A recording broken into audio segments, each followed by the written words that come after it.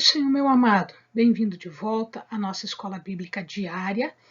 E nós já estamos no deserto há algum tempo e vamos continuar na história e na geografia bíblica do povo de Deus, dos judeus. Então, pega a sua Bíblia, pega seu caderno de estudos, ora o Senhor. Pede a Ele discernimento, entendimento, conhecimento, sabedoria. Pede a Ele proteção para nós podermos entender dos seus mistérios. Muito bem, nós já falamos da travessia, já falamos dos alimentos, da água, já falamos da lei da formação de uma nação. E agora, um aspecto super importante que vai determinar todo o futuro deste povo são as revoltas e os pecados que este povo cometeu. Então, normalmente, essas revoltas estavam associadas ao alimento e à água. A gente já viu algumas questões relativas ao alimento, algumas questões relativas à água num vídeo anterior. E agora nós vamos ver outras questões que dizem respeito à autoridade, principalmente a autoridade de Moisés. Deus chama esses revoltosos e esses reclamões de populacho. Na verdade, não era bem o povo de Deus, não era bem os hebreus, os israelitas, eram principalmente povos que estavam junto, eram possivelmente semitas, que estavam no Egito e que aproveitaram a libertação do povo de Deus para também sair da escravidão. Então, Deus os chama de populacho. Na verdade, não são propriamente ditos descendentes de Jacó das 12 tribos. A reclamação e a murmuração deve ser vista aqui durante todo esse trajeto, durante toda essa etapa, como uma forma de rebeldia contra Deus. Deus os salva, Deus os liberta, mas eles não perdem a oportunidade de reclamar, não só de Deus, como também dos instrumentos que Deus prepara para a sua libertação e a formação de um povo e conquista de uma terra. A primeira grande questão aqui foi quando o povo estava aguardando Moisés. Moisés estava no Monte Sinai conversando com Deus. Diz a palavra que ele estava mais ou menos umas 6 semanas lá e Moisés conversava com Deus, recebia as leis, recebia os mandamentos, etc. E o povo lá embaixo achando ruim a demora e não confiando nem em Deus, não confiando em Arão. Na verdade, Moisés era uma figura que eles respeitavam. Como Moisés desapareceu, eles não sabiam, imaginavam que Moisés havia desaparecido, morrido. O que eles fazem? Eles começam a se revoltar, eles começam a agir contra aquele estado todo, e Arão não teve fibra, não teve força para resistir a estas pessoas. E aí ele acabou fazendo um bezerro de ouro e eles acabaram adorando este bezerro de ouro. Eles fizeram uma cerimônia de adoração a esse bezerro de ouro. O bezerro de ouro representava para os egípcios o deus Apis. Então, na verdade, o que estava acontecendo aqui? O povo estava quebrando o concerto, ele acabava de fazer o concerto e ele estava quebrando o concerto. E eles estavam numa orgia carnal. E Deus diz para Moisés: desce lá porque aquele povo se perverteu. Quando ele desce, ele vê aquela confusão toda, aquele bezerro de ouro, aquela orgia toda, e ele, irritado, derruba as tábuas da lei, quebra, porque não fazia mais sentido, o povo havia quebrado o concerto, né? Então ele quebrou a lei. Depois, mais tarde, Deus lhe dá outras tábuas com os mesmos dizeres, com a mesma inscrição, com as mesmas leis. E aí Deus fica irritado e ele diz que não vai mais à frente do povo, que ele não vai mais acompanhar o povo. Moisés se condói pelo povo, Moisés tenta defender as pessoas, e aqui nós temos uma passagem muito importante, muito interessante, ele fala a respeito da presença de Deus, né? É, Êxodo 33:15, então lhe disse Moisés, está falando para Deus, então lhe disse, se tu mesmo não fores conosco, não nos faça subir daqui. Moisés preferia ficar no deserto, ficar naquele local ruim, do que ir para uma terra boa, fértil, que tinha produção, do que ficar sem a presença de Deus. E aí, durante essa conversa, Deus confirma a predileção que ele tem por Moisés e Moisés vê a glória de Deus. Claro, por trás, porque ninguém resiste à glória direta de Deus. Então Deus se faz ver, mas quando ele está passando a glória dele por trás. Outra questão foi quando Nadab e Abiú, filhos de Arão, que ministravam no tabernáculo, o tabernáculo já estava pronto, já estava funcionando, e eles tinham que fazer as missões deles, o ministério dele dentro do tabernáculo, e num dia, eventualmente, eles simplesmente levaram fogo estranho à presença de Deus, contrário à ordem direta de que apenas aquele fogo purificado, santificado é que deveria ser apresentado. Ou seja, eles tinham o menor descaso pela obra do Senhor, não estavam nem aí pelas coisas santas e sagradas de Deus. Ora, a ira de Deus se acende quando eles levam esse fogo estranho, eles são absolutamente, instantaneamente fulminados pelo fogo do Senhor. E é interessante aqui que Arão é proibido de entrar em luto, é proibido de sofrer o luto. As pessoas sofreram o luto, mas ele não. Por quê? Porque ele era o sumo sacerdote. Ele era o representante do povo diante de Deus e de Deus diante do povo. Então ele não poderia demonstrar tristeza pelo julgamento que o Senhor havia feito em punição a um desrespeito direto.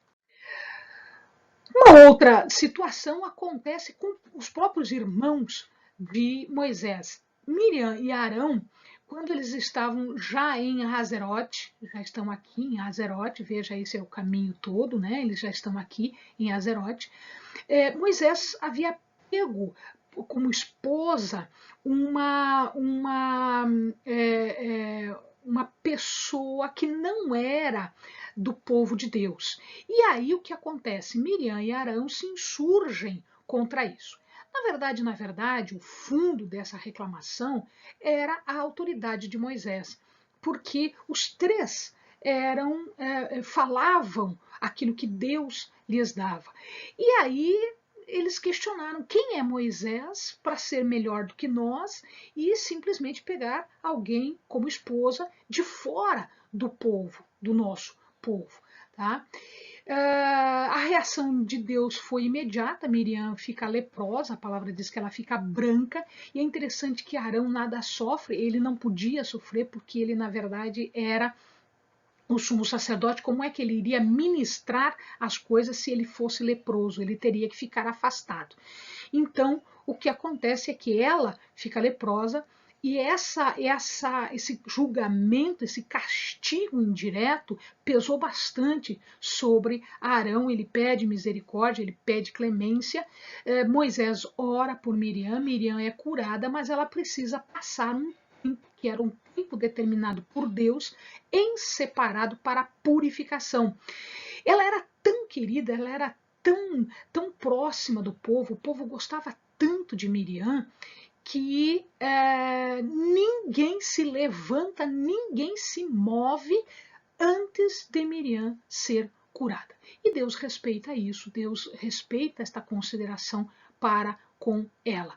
E aí, depois dela curada, eles levantam o acampamento e seguem o caminho que é dado por Deus.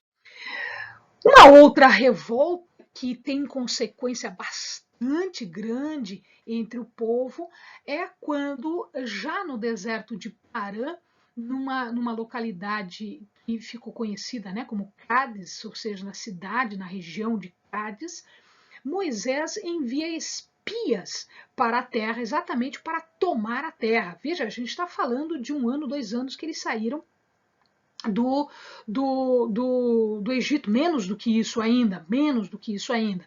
Então, é óbvio que eles já organizados, já feitos nação, já feito aliança, o concerto com o povo, o próximo passo era a conquista da terra, era isso que Deus queria deles. Entretanto, quando esses espias foram para lá, eles disseram que haviam pessoas, guerreiros muito fortes, muito altos, e enfim, eles relataram, além das riquezas da terra, ainda a força dos povos que ali habitavam. E aí o que acontece? O povo entrou em crise de novo, queria apedrejar todo mundo, queria matar todo mundo. Caleb e Josué foram em defesa, eles queriam entrar, eles queriam lutar, eles sabiam que Deus lhes daria a terra conforme o prometido, mas o povo não quis saber.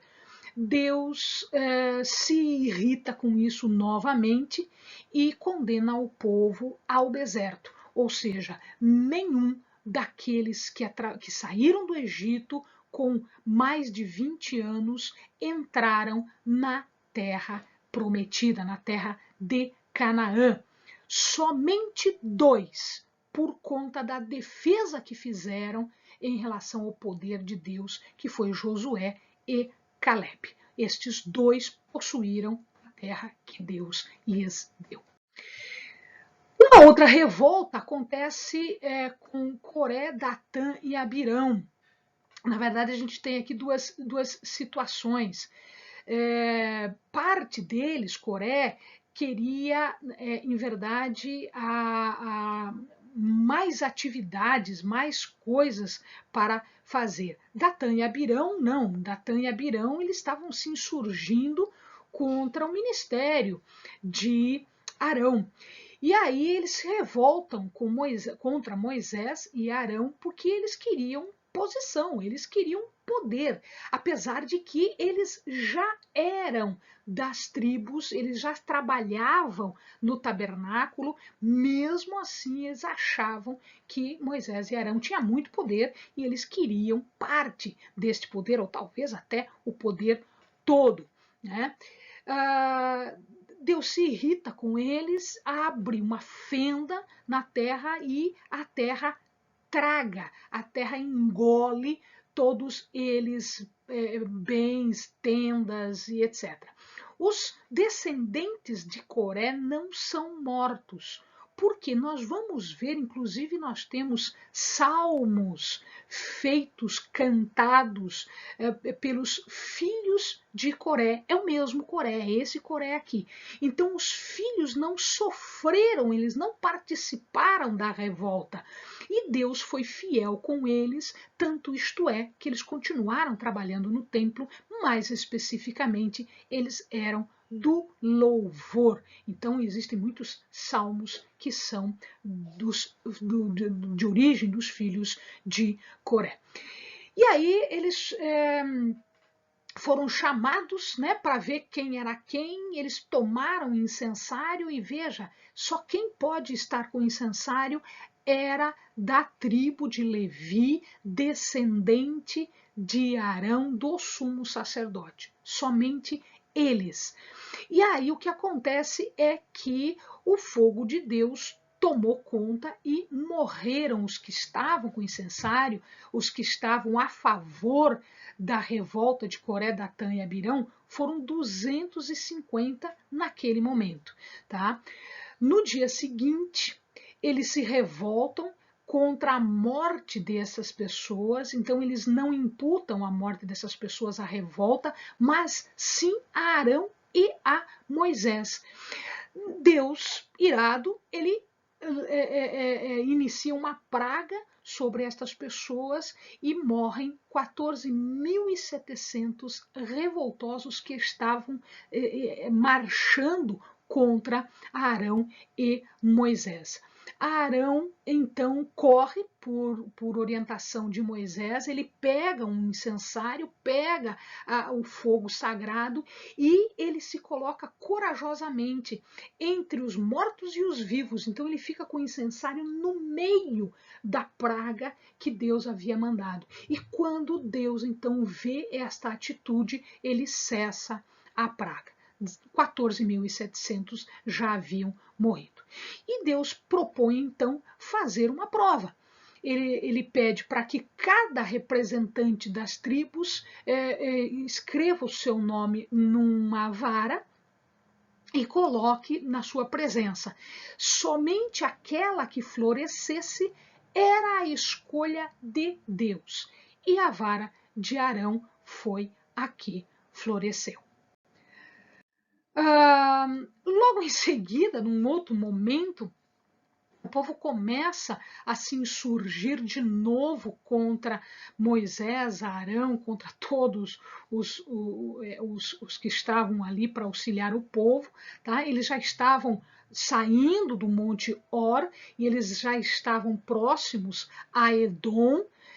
E acontece que eles murmurando, falando mal e trazendo todo esse peso negativo, Deus os pune, lançando contra eles uma série de serpentes bastante peçonhentas, bastante venenosas, tá? Porque eles falavam mal de Moisés e de Deus também.